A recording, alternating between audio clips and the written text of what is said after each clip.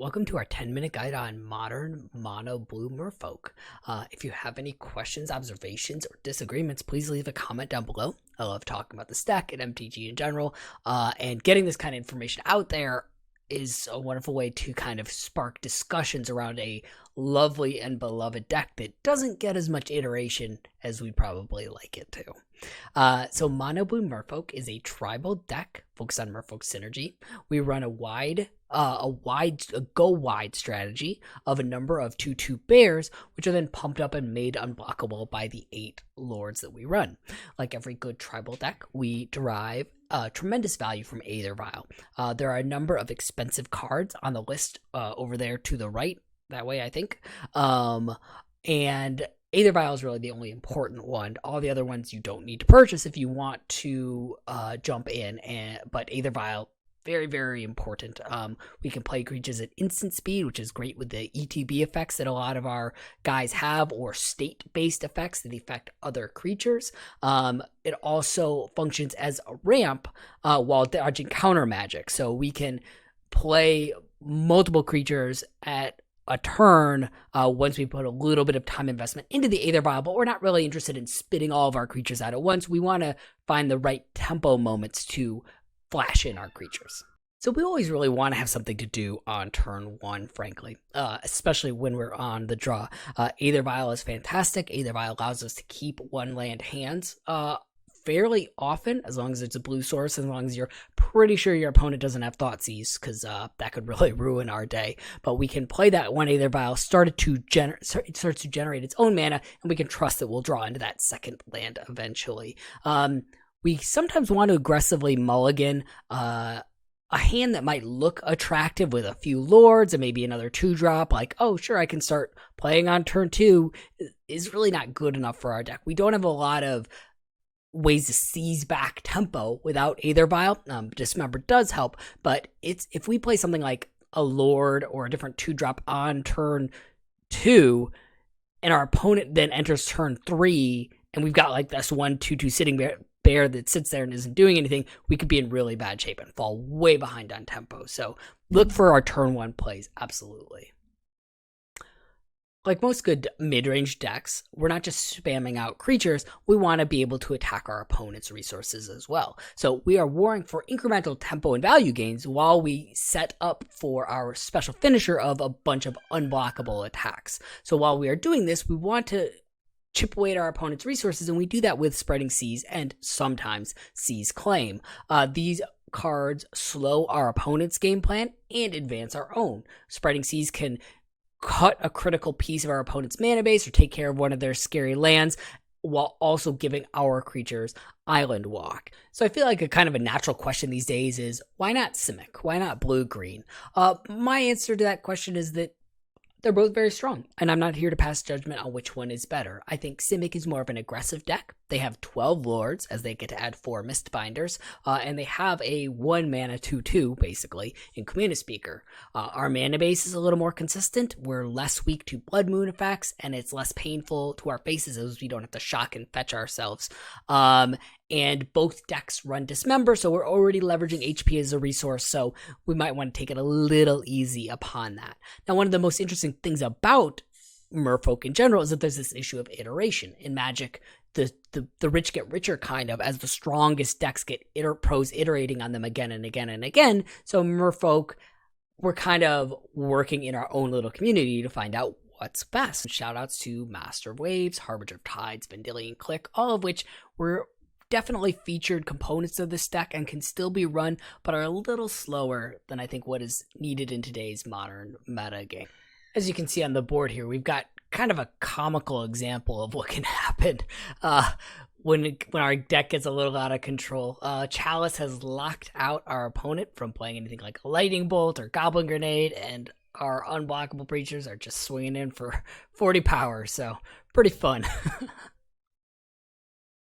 Because our decks aren't super refined, we do get a lot of potentially flex spots in our deck.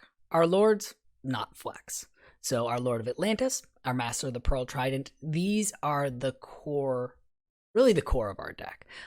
They buff all of the other merfolk, turning our kind of anemic 1-power 1-drops and our 2-power bears into some real actual threats. And in combination with the Island Walk, we can close out a game very quickly. Additionally, they buff each other. So once you get a couple on board and you start to build them up, they can really close the game out really quickly, even on their own.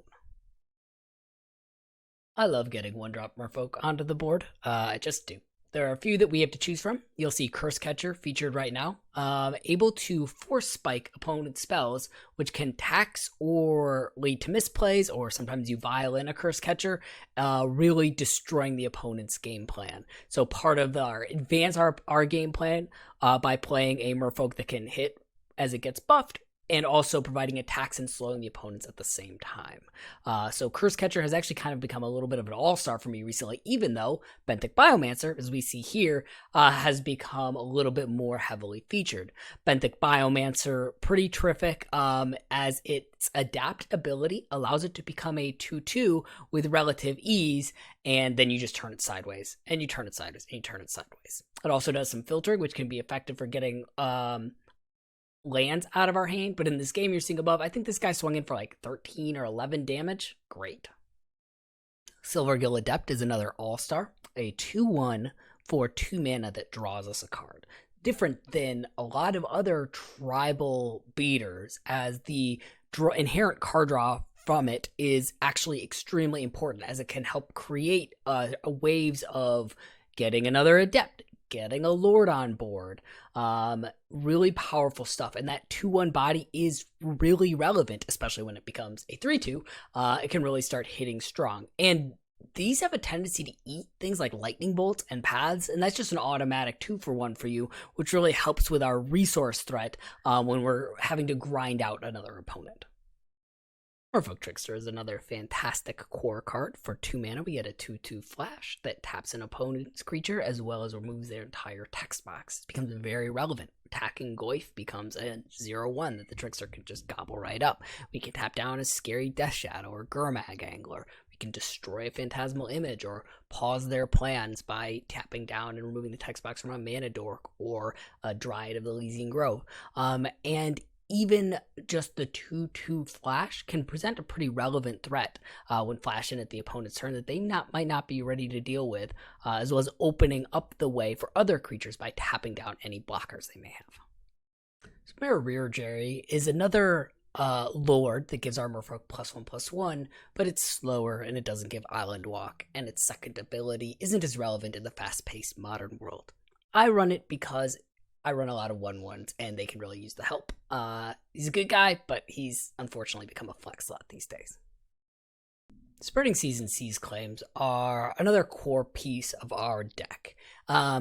We are slowing our opponent down while advancing our own game plan. We're taking out Tron pretty well. We're disrupting Ponzo with Utopia Sprawl, and we are opening up Island Walk for our own creatures, while in a Spreading Seas case, drawing a card. So the idea of slowing our opponent while speeding ourselves up is a fantastic thing for a synergistic tribal deck like ourselves, and these are great cards, and they're really fun to play with. It's really fun attacking opponents' resources, slowing them down and watching them kind of flounder.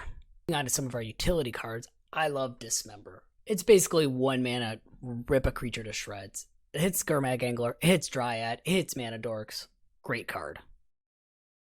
Force of Negation is another majestic tempo play that allows us to cast for 0 mana combo breakers and extremely disruptive ways to keep our opponents off their own game plan while protecting our own creatures. Brazen Borrow is a great card. Petty Theft hits things like ensnaring bridges that can just ruin our day. It removes delve creatures off the board, and it puts a 3/1 flash flyer ready to go to help continue the beatdown. Fluctuating nature of the metagame, and because Merfolk is relatively unrefined, it is difficult to nail down exactly what's appropriate for a sideboard. Chalice is extremely important as it entirely shuts off decks, and the ability to run it is a fantastic plus to Mono Blue Merfolk. Mystical Dispute, I think, is very important. As we're going to be siding out our Spreading Seas a lot, it's good to have something to put into combat those blue decks. Ashiok is, of course, great. Aether Gust if you're having red-green problems. Never forget your graveyard hate, super important. The rest is relatively self-explanatory. Holy crap, 6 seconds. I really had to rush there at the end. Like and subscribe if you enjoy this. See ya.